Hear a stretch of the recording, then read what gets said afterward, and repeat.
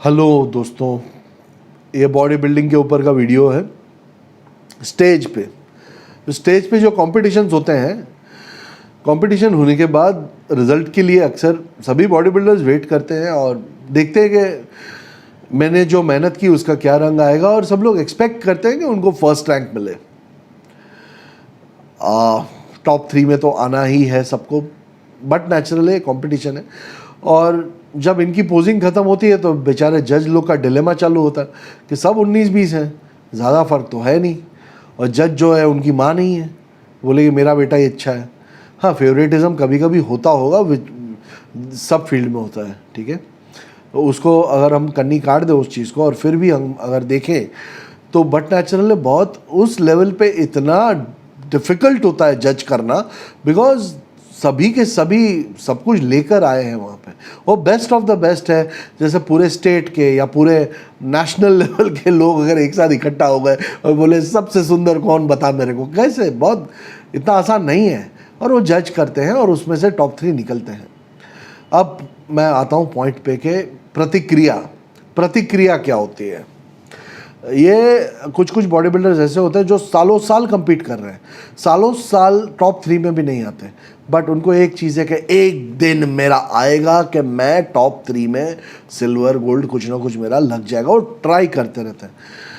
और जब भी मैंने इन लोगों को मैं करीब से मैंने देखा हूँ, इनकी मानसिकता मैंने देखी है कि कैसा ये लोग सोचते हैं। तो ये क्या सोचते हैं मैं ये बता रहा हूँ, उनकी बात सही है गलत है वो अलग क्वेश्चन है, that is out of question. So ये लोग ऐसा बोलते हैं कि मेरे पास सब कुछ था, साला मुझे नहीं दिया, बिकॉज वो पार्शलिटी हो गई, चीटिंग हो गई। मैंने ये चीज़ नोट की कि they are not able to see the good things in their opponent, they are not getting inspired by their opponent. और वो लोग हमेशा अपने ओपोनेंट को चूतिया ही समझते हैं। है चूतिया क्या है, वो तो बस वो उसका वो था, इसके लिए उसको दे दिया।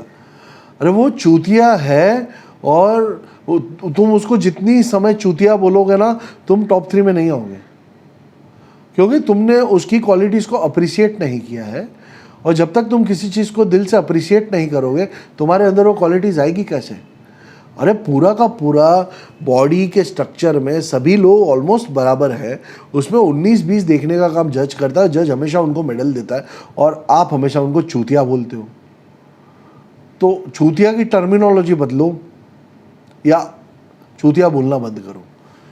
अब वो जो बंदा है वो कभी एक आधा बार सेकंड आ जाए तो वो नहीं बोलता है मेरे साथ पार्शलिटी हुई, चूतिया हुआ, वो सराहना करता है उसके कंपटीटर की, वो देखता है। मैं आपको एक एग्जांपल देता हूँ।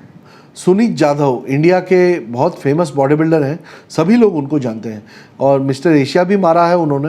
वन साइड उनको क्या बोलते, वन साइड मारा है, नहीं कोई कंपैरिजन ही नहीं है। और भी उनके साथ ऐसा हुआ कि पुणे में बालेवाड़ी स्टेडियम में एक कंपटीशन थी जिसमें सुनीत जाधव और राम निवास, ये दोनों का कंपैरिजन हुआ, दोनों के बीच में टक्कर थी, एंड राम निवास जो थे वो जीत गए। राम निवास को फर्स्ट मिला टाइटल, एंड सुनीत जाधव को जो है वो सेकंड आए पूरे टाइटल पूरे ग्रुप में। एंड उनको लगा कि हाँ something, he did not cry like a baby there.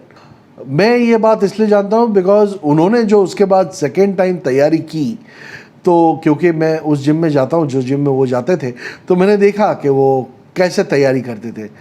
भाई साहब आसान नहीं है, वो इतना चलते थे, इतना कार्डियो था उनका कि उनके पैर के तलवे जो है ना, वो उसमें वो ये हो चुके थे, कैलिसिस क्या बोलते हैं उसको, उनके पैर के तलवे फट चुके थे, इतना वो वॉकिंग करते थे। कार्डियो, सिर्फ कार्डियो की बात कर रहा हूँ, वर्कआउट में इतना डेडिकेशन। वो टॉप है ना इंडिया का, वैसे ही नहीं है टॉप वो, और वो वन साइड मारता है हमेशा वो इंसान। तो दूसरे टाइम कमबैक किया, खैर उस समय राम निवास नहीं थे, बट उन्होंने राम निवास के साथ कंपटीशन नहीं किया, ये मैं जानता हूँ।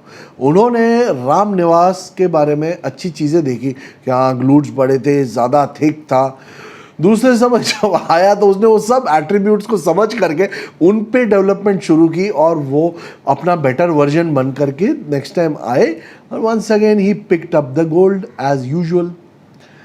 सो मेरा कहने का मतलब ये है कि आप ये समझ लीजिए कि आप जब तक अप्रिशिएट नहीं करोगे कि सामने वाले व्यक्ति ने जिसके सामने आप मुंह की खा चुके हो वो क्यों खा चुके हो, जब तक आप अंडरस्टैंड नहीं करेंगे, जब तक आप आपके एनिमी जो आप एनिमी अपोनेंट जो भी समझो आप प्रतिस्पर्धी, उसमें से देखिए दो चीज़ें होती हैं, जलन या इंस्पिरेशन। दोनों के बीच में एक पतली रेखा है। अगर आप जलन करोगे तो आप ख़त्म हो जाओगे, क्योंकि जलने से राख हो जाता है आदमी। अगर आप इंस्पायर होंगे तो आप हो सकता है बेटर परफॉर्मेंस दो। और ये जो ये सब सही नहीं है, मैं बेस्ट हूँ, अरे तू बेस्ट है, तू मत कर compete यार, बाथरूम में compete कर ले, अकेला अकेला पोजिंग मार, अपने आप को मेडल दे दे, ख़त्म कर स्टोरी।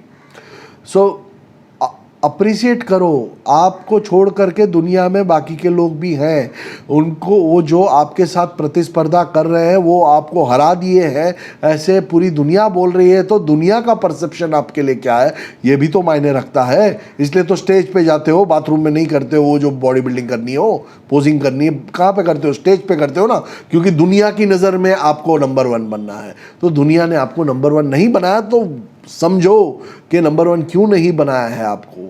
वो इसलिए नहीं बनाया है क्योंकि आप में कुछ कुछ चीज़ें जो थी वो थोड़ी सी कम थी, दूसरे में ज़्यादा थी। उन चीज़ों पे वर्क कीजिए और नंबर 1 पोजीशन के काबिल बनिए। फ्रेंड्स, इसी के साथ मैं मेरा ये वीडियो समाप्त करता हूँ अब्रप्टली। नेक्स्ट टाइम आऊँगा किसी और टॉपिक के ऊपर। तब तक के लिए friends, be safe, be strong, have a nice day.